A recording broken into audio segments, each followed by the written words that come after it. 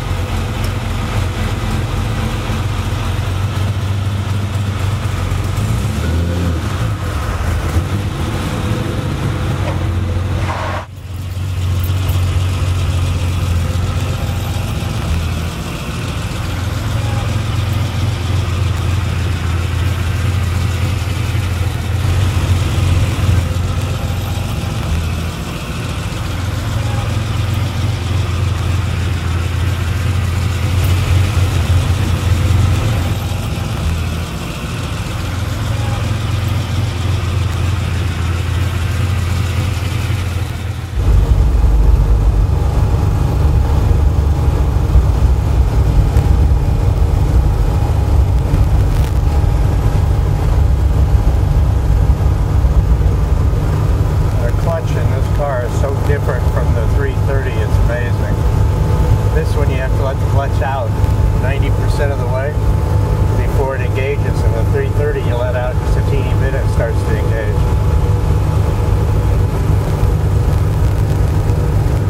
The 330 is a lot easier to drive.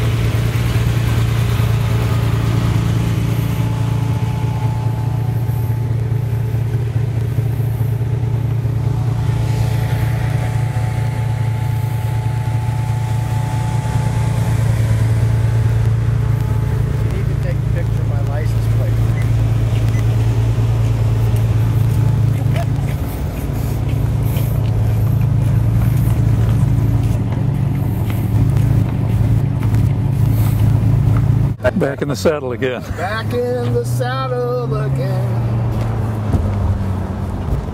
Is that a beautiful car or what? It's oh my lovely. God, it's just such a gorgeous car.